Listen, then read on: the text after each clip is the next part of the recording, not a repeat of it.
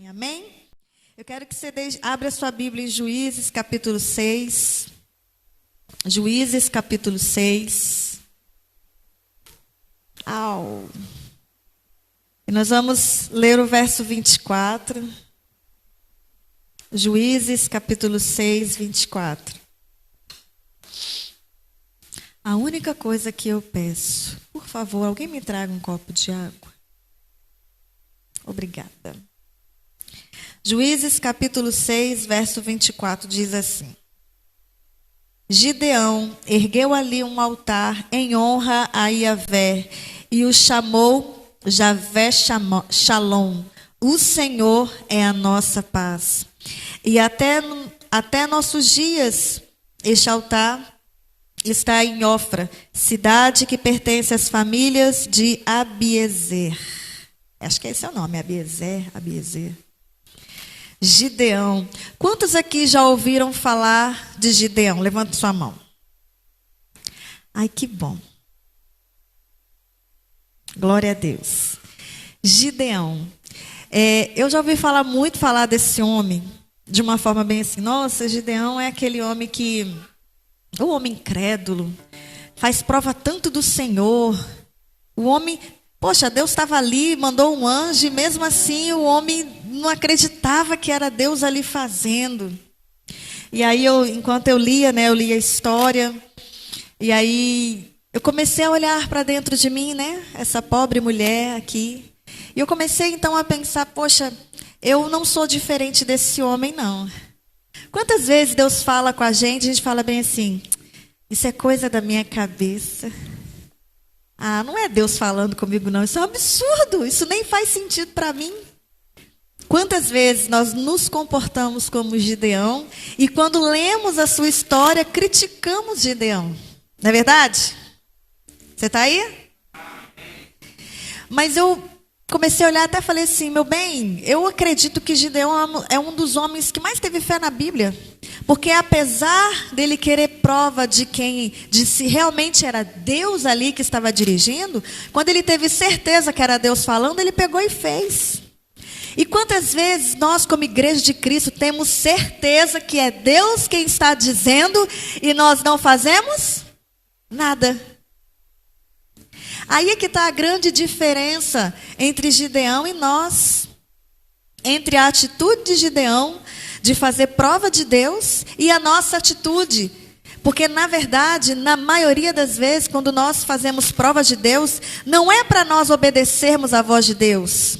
É só para ter certeza, mas a certeza maior é de que nós não vamos fazer nada mediante a resposta de Deus.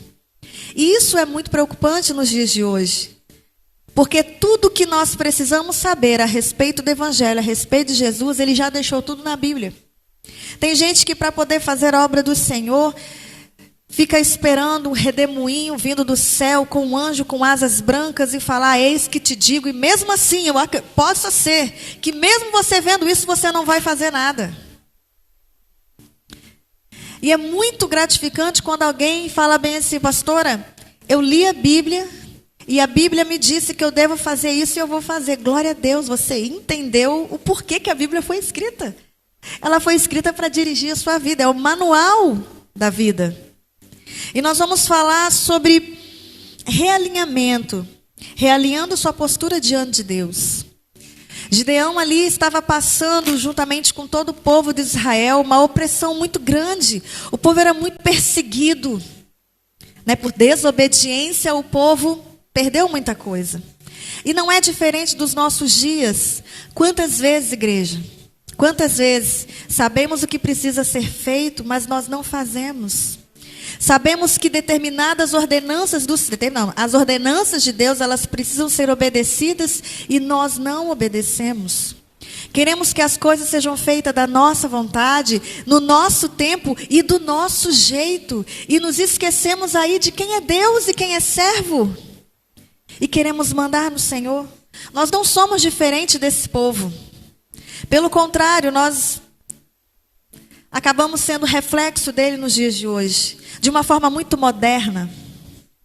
Gideão aqui, depois que o anjo visitou, ele estava ali fazendo alguma coisa lá no meio dos vinhos, que eu esqueci o nome. Isso, estava lá no lagar, estava moendo seus trigos lá, num lugar onde não era para poder fazer, porque ele estava se escondendo do povo inimigo. Pensa num povo que parecia um bando de gafanhoto, porque é assim que a Bíblia fala a respeito deles. Quando o povo de Israel começava os seus plantios, né, para começar uma plantação, né, das suas coisas para poder se alimentar, o povo vinha os medianitas, vinham os amalequitas, e vinham de uma forma assim, parecendo uns gafanhotos mesmo, e saía arrancando tudo, destruía tudo, matava ovelha, matava gado, não deixava nada. E o povo foi resumido à miséria, o povo de Israel. A igreja. Uma coisa que o Bruno sempre fala no momento ofertório. Se o povo de Deus soubesse honrar os princípios da palavra de Deus, veríamos sim o cumprimento da palavra que diz que nós comeríamos o melhor dessa terra. O problema é que nós não honramos e não obedecemos princípios da palavra de Deus. Você quer um princípio simples da palavra de Deus? Primícias, dízimos, ofertas. Nós não honramos, então nós não desfrutamos dessas bênçãos. Provérbios é um livro maravilhoso. Se você quer prosperar financeiramente e emocionalmente, leia o livro de Provérbios. Lá contém segredos da palavra de Deus. Uma vez revelado ao seu coração, você nunca mais vai mendigar pão e nem vai mendigar carinho e amor de homem nenhum na face dessa terra. Porque você vai entender o verdadeiro valor do amor de Deus e que realmente o que é riqueza. Mas esse povo aqui, ó, a palavra de Deus fala que eles adoravam um deus aí de letra minúscula chamada Baal. Eles tinham um altar a Baal. Eles adoravam deuses e se esqueceram do verdadeiro Deus. O Deus Yahvé. O Deus eu sou, que tirou eles do Egito e libertou eles da escravidão. E ali, quando o anjo chega para Gideão e fala: olha, homem valente, guerreiro valente. Você sabia que no céu nós somos reconhecidos e chamados por um nome? Você sabia disso? Nós temos uma coisa muito legal que eu acho bacana no encontro com Deus, num momento muito precioso. E nesse momento eu entendi quem eu sou e recebi um nome. E todas as vezes que o desânimo vem, eu me lembro daquele nome. Ei, Deus me chamou por esse nome e eu sou conhecida no céu e no inferno por esse nome. Então, diabo, pode ter medo de mim mesmo. Porque quem me deu esse nome foi meu pai. Sabe, nós precisamos nos realinhar a nossa postura diante do Senhor. Quando o anjo, ele chega para Gideão e fala essas coisas, e o chama-o de guerreiro valente, Gideão então ele fica: eu? Quem sou eu? O meu clã é o mais pobre. E eu sou o menor da minha família. Eu valente? Eu guerreiro? Você está me confundindo com alguém. Talvez você entrou aqui e um dia como eu, quando alguém me falava bem assim: você é uma mulher escolhida para isso. Eu falava bem assim: eu? Não, isso não é para mim. Eu não acho que é Deus falando através de você, não, porque eu nunca me vi desse jeito. Deus quer nos realinhar. Deus quer que nós tomemos posse da nossa postura diante dele. Existe uma posição, cristãos, que nós temos em Cristo. quando o inimigo nos vê, ele teme. É por isso que ele fica tão furioso todas as vezes que você abre os olhos, sabe, para mais um dia. Eu fico imaginando assim, que ele fica pensando assim, nossa, eu vou ter que guerrear tudo de novo para tirar essa pessoa do caminho. Que trabalho que esse servo de Deus me dá. Que trabalho que essa serva de Deus me dá. Imagina como é o inferno. Eles arquitetando a sua e a minha destruição todos os dias. Porque todos os dias ele precisa perder na sua vida. Ele tem que perder na minha vida todos os dias. Porque o investimento dele é 24 horas. Enquanto você viver, ele vai estar investindo em você. Investindo nas suas emoções, investindo nas suas decisões. Ele vai estar investindo na sua vida. E o nosso papel é ficarmos firmes na posição que Cristo nos colocou. Que Deus nos colocou em Cristo Jesus. Amém?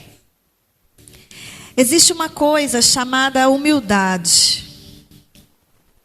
E a verdadeira humildade é eu concordar com Deus sobre quem eu sou. A verdadeira humildade é eu concordar com Deus sobre quem eu sou. Ei, Deus te chamou para alguma coisa. E quando Ele diz que você é e ponto final. Você é um pecador? Sim ou não? Mas o pecado tem que te dominar? Não. Ele disse que se nós estivéssemos nele, nós seríamos o quê? Mais? Então você pode vencer o pecado.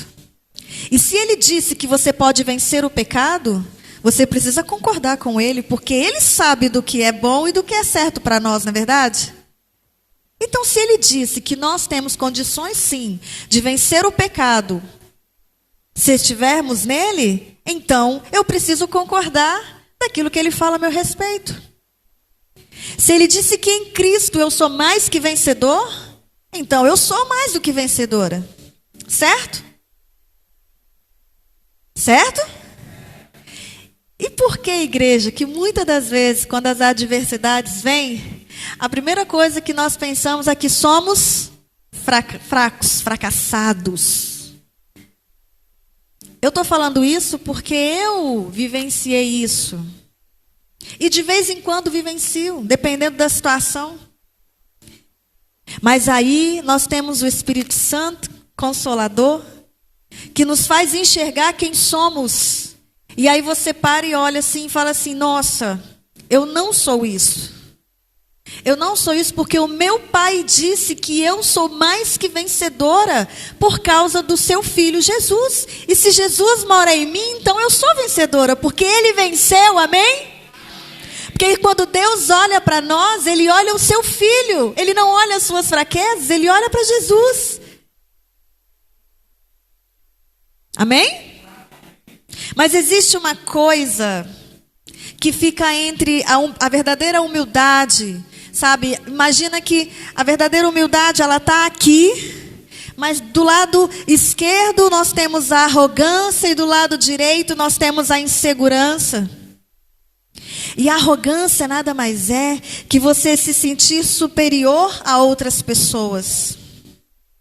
Mas pastor, eu não sou assim. Você sabe quando é que nós agimos com arrogância? Com alguém? Ou com determinadas situações? É quando temos medo de ser inferiores àquela situação. Aí agimos com arrogância.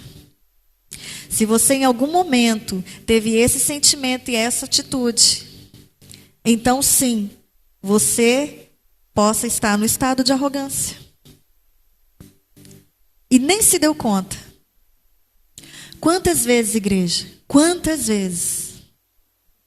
Em determinadas situações, com determinadas pessoas, por nos sentirmos tão intimidados, com medo de nos sentirmos inferiores, ou medo de se rebaixar diante de determinadas pessoas, nós agimos com arrogância. Todo arrogante é inseguro.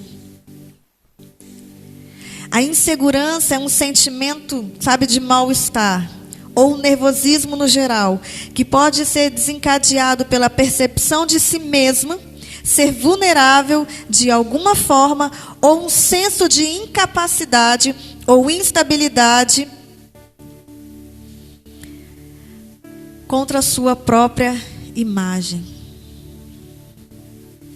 Gedeão era assim.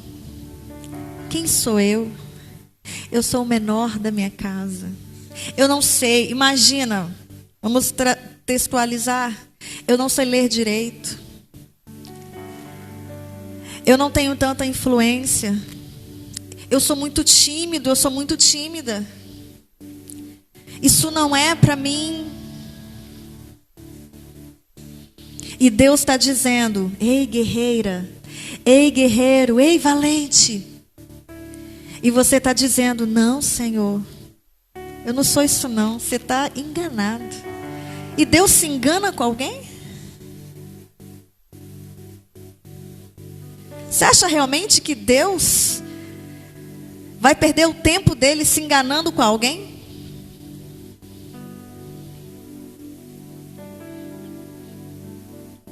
Olha o que diz em Juízes 6:12. Fala bem assim, ó. Então o anjo do Eterno apareceu a Gideão e lhe saudou. Yahvé está contigo, valente guerreiro. Ei, o anjo disse assim para ele: ei, Deus está com você. E quantas vezes você escuta essa palavra: Deus está com você, valente, guerreira. Deus está com você, homem forte, valoroso, mulher forte. Deus está com você. E quantas vezes desprezamos essa palavra tão poderosa sobre as nossas vidas por causa da insegurança, porque não temos uma boa imagem de nós mesmos, porque foi construído na nossa mente de que nós não somos nada e de que nós não podemos determinadas coisas. Você pode ir até aqui. Até aqui eu posso ir porque me disseram que eu posso ir até aqui. Ou os traumas que eu vivi me dizem que eu só posso ir até aqui. O povo de Israel estava sendo muito oprimido naquela época. Tudo que eles tinham que fazer escondidos. Ou era na montanha, ou era em vales, ou eram em cavernas. Porque senão eles iam sucumbir, eles iam morrer, não ia existir mais povo. E tudo tinha que ser nas escondidas. E quantas vezes nós somos assim, somos intimidados pelo nosso inimigo, somos intimidados pelas coisas, pelas circunstâncias, por falta de uma posição nossa. Tudo o que precisava era de um homem que acreditasse em si mesmo e acreditasse naquilo que Deus disse ao seu respeito, para poder trazer liberdade novamente ao povo. E quantas vezes não é assim na nossa casa? Às vezes a nossa família tem passado por opressões e por coisas tão terríveis, e tudo o que precisamos é de uma pessoa dentro de casa que se levante e acredite naquilo que Deus disse ao nosso respeito e se posicione e diz: aqui não, na minha casa não, na minha família não. Você veio até aqui, mas você vai voltar, porque eu me posicionei. E quem manda na minha casa é Deus. Mesmo com medo, porque o medo vem quando a gente recebe uma responsabilidade muito grande.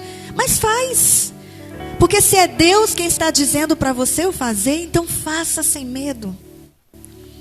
Faça sem medo. A palavra de Deus diz que o verdadeiro amor lança fora todo medo. Então se lance nesse amor e aproveite o processo de Deus na sua vida. Tome posse da identidade que Deus te deu.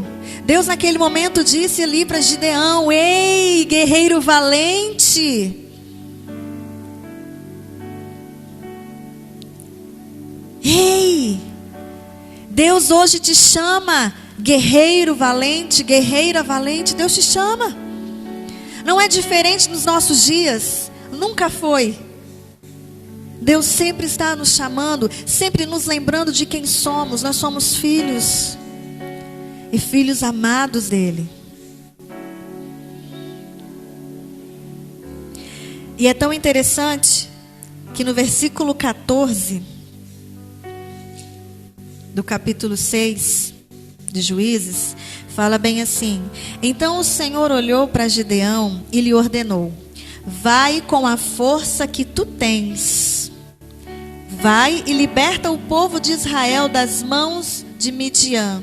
Ora, não sou eu quem te envia?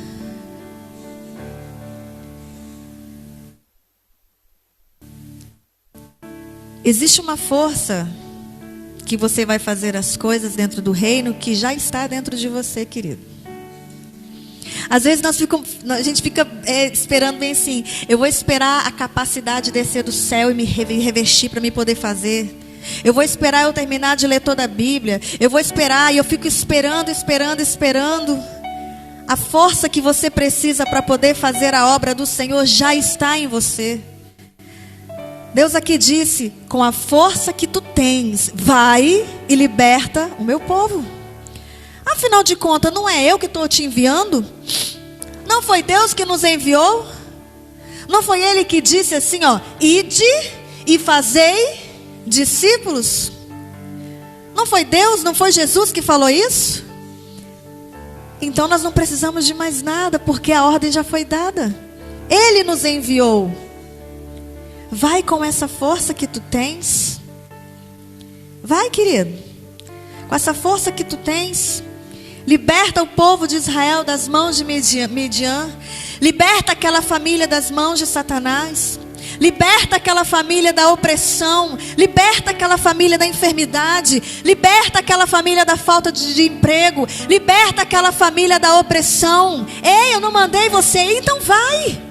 Liberta seus amigos do mundo das drogas. Liberta sua família do mundo do álcool. Liberta. Eu não te enviei, então vai.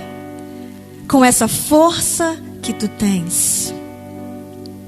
Não é diferente dos nossos dias, igreja.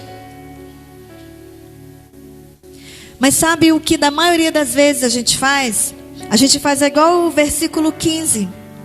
Olha o que Gideão falou: ai de mim, meu Senhor. Contestou-lhes Gideão: como posso salvar Israel? O meu clã é o mais pobre da tribo de Manassés, e eu sou a pessoa menos importante da minha família. Olha, a autocomiseração é uma praga.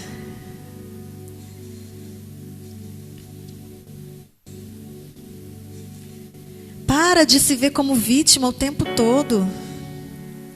Para de achar que o seu problema é maior que o dos outros. Afinal de contas, existe um Deus que habita dentro de você, que já te deu todas as ferramentas e te deu toda a força, já te deu o manual, que é a Bíblia. O que nos falta é ir, é obedecer. A dependência verdadeira concorda com Deus sobre quem Ele é. Então a verdadeira dependência é eu e você concordarmos com quem Deus é. Se Deus é Deus na sua vida, então obedeça ao que Ele disse e é para você. Se Ele disse que você é, concorda com Ele, porque Ele é Deus soberano, que sabe de todas as coisas, que entende o meu presente, passado e futuro. Ele já te viu lá na frente. E é por isso que Ele está dizendo para você: vai, porque eu já sei do seu futuro. Vai, eu já sei o que vai acontecer, pode ir. Às vezes no processo, na caminhada, as coisas vão assim, mas Ele disse: eu estou com você. Ele falou aqui: eu estou contigo. Não é diferente conosco. Porque no finalzinho, quando Ele disse: ide fazer discípulos, batizando em nome do Pai, do Filho e do Espírito Santo, ensinando tudo o que vos tenho ordenado, e eu estarei com vocês até a consumação dos séculos. Ele não vai nos deixar sozinho nessa missão. Ele vai com a gente. Ele nunca nos deixou só. Então não precisamos ter medo. Vamos. O nosso papel é ir. Então vamos. Vamos. Vamos. Você quer ouvir o Espírito Santo te chamar? Você quer ouvir? Então aprenda a ouvi-lo. Aprenda a ouvi-lo. Para de dar desculpa. Às vezes a gente dá tanta desculpa, a gente nem para, sabe, aproveitar aquela voz que nos chama. Existe uma voz que nos chama. Para ouvir. Sente o prazer de ouvir essa voz. Sente o prazer de sentir o cheiro daquele que vos chama. Para poder sentir o calor da presença daquele que te chamou das trevas para a maravilhosa luz. Para dar ouvido à voz do amado, ela é doce. Para ouvir. Aquieta a tua alma. E você vai começar a discernir. Eu falei assim, amor, esse cara tem muita fé, porque, cara, eu vejo aqui nitidamente o discernimento de espíritos aqui, ó. Ele está discernindo, é Deus que está falando comigo? Discernir, é Deus, então eu vou e faço. Veio uma outra ordem, é Deus realmente que está falando comigo? Ou é a vontade de vingança para me vingar desse povo? É Deus ou não é? É Deus, então eu vou.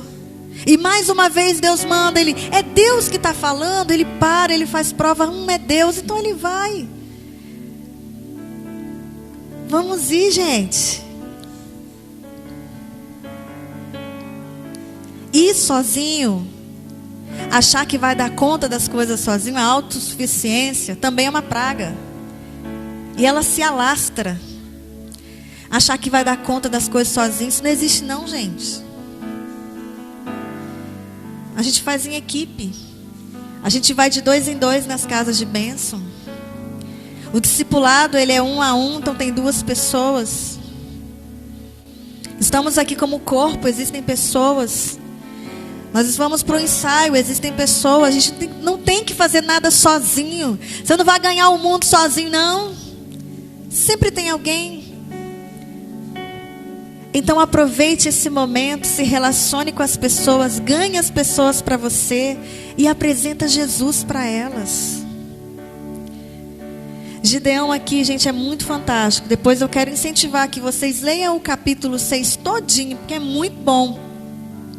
Gideão, mesmo depois de ter ouvido Deus falar, né, depois que você vem aqui, a partir do versículo 25, fala que ele chamou mais uns homens, eles derrubaram o altar de Baal e mais de uma outra deusa lá. Ele fez de noite, porque ele ainda estava com receio, porque o povo talvez ia querer pegar ele, né? Então ele fez de noite. Mas ele derrubou os altares de Baal ali. Quantos altares a gente precisa derrubar na nossa casa? Quantos altares precisam ser derrubados naquela casa de bênção? Quantos altares precisam ser derrubados dentro do nosso bairro? Dentro dessa região 5? Na nossa vida, quantos altares precisam ser quebrados, ser derrubados? Nós precisamos dar ouvido à voz de Deus. E nos realinhar, realmente realinhar a nossa postura diante do Senhor. Quem é que Deus disse a seu respeito? O que Deus disse a seu respeito? Deus te chamou para alguma coisa? Qual é a sua vocação? Você é bom em quê? Então faz. Então faz. Eu sempre falei com meu esposo que o meu sonho, um dia, é nós termos aqui, não sei se é aqui, né? Não sei, mas aqui na nossa igreja, nós temos uma clínica, acho que é clínica, né, de reabilitação de mulheres. Todas as mulheres que sofreram algum tipo de abuso ou estão de dependência química, essas paradas assim. Meu sonho é cuidar de um centro assim, de mulheres desse jeito. Meu sonho de crianças abandonadas. Eu sonho com isso e eu creio que não vai demorar essas coisas acontecerem. Não vai demorar. Eu tenho um sonho e eu sei que Deus me chamou para isso. Eu fui muito ferida na minha infância, fui muito ferida, fui abusada. Mas Deus me curou para que essa minha cura viesse curar outras crianças, outras mulheres. E eu creio que toda a experiência que eu vivenciei foi para que um dia eu pudesse trabalhar com esse público. E você? Deus te chamou para quê? Qual é a sua vocação? Qual é o seu dom? Qual é o seu talento? Qual é o seu chamado? Nessa noite Deus chama a igreja dele a se posicionar naquilo que Ele chamou para você executar nessa terra. Você não nasceu aqui para comer, dormir e morrer. Você nasceu para cumprir um propósito de Deus nessa terra. Gideão foi um homem muito valente. Ele foi curado, eu creio, ele foi curado. E não vai ser diferente com a gente.